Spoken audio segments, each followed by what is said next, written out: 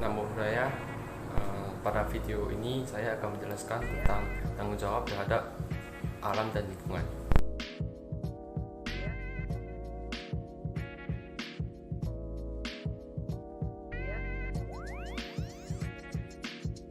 Jadi kelangsungan hidup manusia itu tergantung dari keutuhan lingkungannya.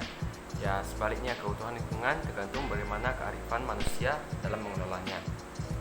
Oleh karena itu, lingkungan hidup tidak semata-mata dipandang sebagai penyedia sumber daya alam, serta sebagai daya dukung kehidupan yang harus dieksploitasi, tapi juga sebagai tempat hidup yang mensyaratkan adanya keserasian dan keseimbangan antara manusia dengan lingkungan hidup. Jadi dan oleh sebab itu, masalah lingkungan hidup juga dapat muncul karena adanya pemanfaatan sumber daya alam dan jasa-jasa lingkungan yang berlebihan, sehingga meningkatkan berbagai tekanan terhadap lingkungan hidup.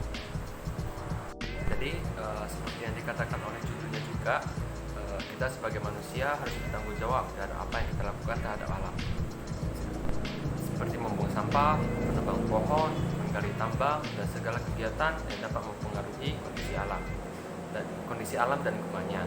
Dan lingkungannya tersebut juga dapat berarti lingkungan di sekitar kita seperti rumah kita dan lain-lain.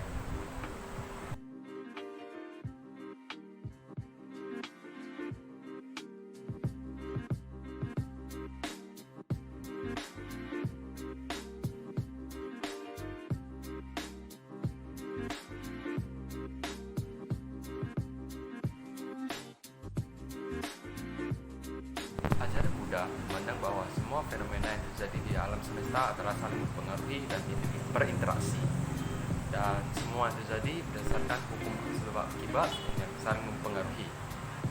Dalam ajaran Buddha, hubungan sebab akibat yang saling berinteraksi dan mempengaruhi ini disebut paticca samuppada. Ya, setiap sebab terjadi, baik itu dilakukan oleh manusia, hewan, atau hukum biologi, akan mengakibatkan akibat dan dampaknya akan dirasakan kembali oleh manusia, hewan, atau alam.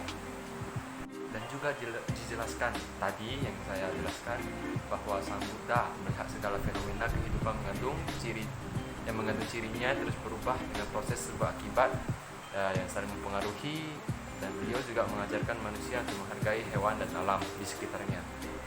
Maka dapat dikatakan bahwa Sang Buddha menyadari ketika seseorang menjadi tidak menghargai hewan atau alam, akibatnya juga akan merugikan manusia, merugikan hewan dan alamnya. Sang Buddha juga selain melarang para biku merusak tanaman dengan memetik, Sang Buddha juga melarang mengotori lingkungan. Itu artinya bahwa Sang Buddha sangat memperhatikan lingkungan hidup dan alam karena beliau tahu bahwa manusia hidup memerlukan alam.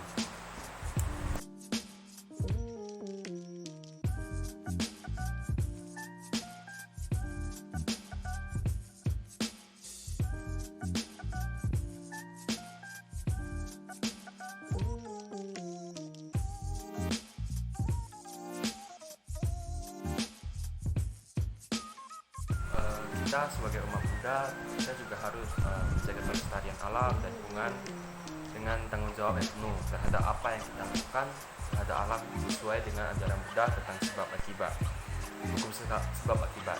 Dan apabila kita menggunakan alam dengan baik, maka kita akan mendapat manfaat yang baik dari alam juga.